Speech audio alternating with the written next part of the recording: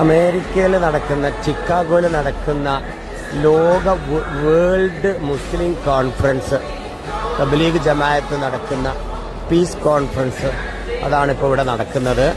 20,000 ആളുകൾ പങ്കെടുക്കുന്ന പ്രോഗ്രാം. 100-ൽ പരം രാജ്യങ്ങളിൽ നിന്നൊന്നുമായിട്ട് 20,000-ത്തിലധികം ആളുകൾ പങ്കെടുക്കുന്ന 3 ദിവസത്തെ ഒരു കോൺഫറൻസ് ആണ്.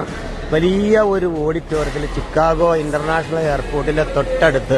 ഇന്ന് 3-ാമത്തെ ദിവസമാണ്. ഒരിക്കലും ഇത് കാണാതെ വിശ്വസിക്കുക, അമേരിക്കയിൽ ഇങ്ങനെ ഒരു പ്രോഗ്രാം. മാഷാ അല്ലാഹ്.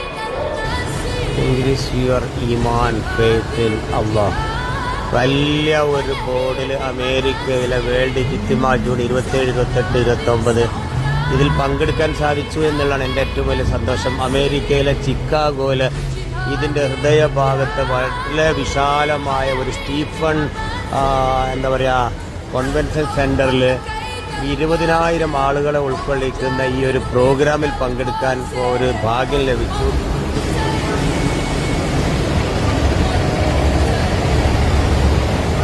അതുപോലെ എത്ര പോരെ ടോയ്ലറ്റാണിതോ.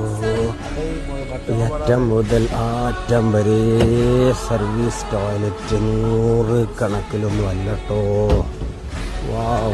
കാരണം 20,000 പേരിവിടെ താമസിക്കുന്നില്ലേ, അവർക്കുള്ള ഭക്ഷണം, ടോയ്ലറ്റ്, വെള്ളം എല്ലാം വേണം. എത്ര അതിലുണ്ടോ. മാഷാ അല്ലാഹ്.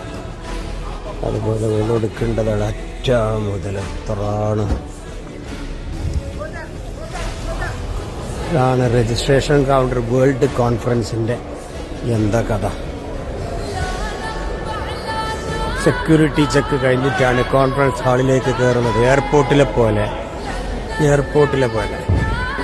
മലയാളത്തിൽ വരെ.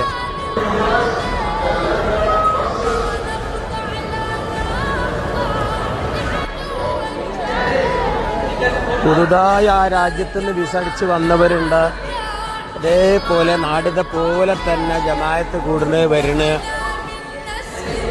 ഇതിനിവിടെ വിസ അടിച്ച് കൊടുക്കുന്നുണ്ട്. യാതൊരു റിജക്ഷനും ഉണ്ടായിട്ടില്ല. ഒന്ന് ഭയങ്കര അത്ഭുതം തോന്നി. ഇന്ത്യയിൽ നിന്നുണ്ട് മലയാളികൾ ഒരുപാട് കണ്ടു. ഇതിന്റെ ഇടയിലൊക്കെ ഓരോ രാജ്യത്തിന്റെ കോൺഫറൻസ് നടക്കുന്നുണ്ട്. ഇവിടെയൊക്കെ ഏത് രാജ്യമെന്ന് അറിയില്ല. ഇവിടെ വേറൊരു രാജ്യം.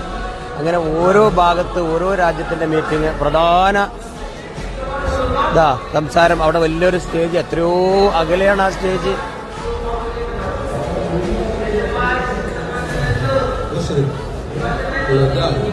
ഈ സ്റ്റീഫൻ കോൺവെൻഷൻ സെന്റർ ഒരു ദിവസത്തിന്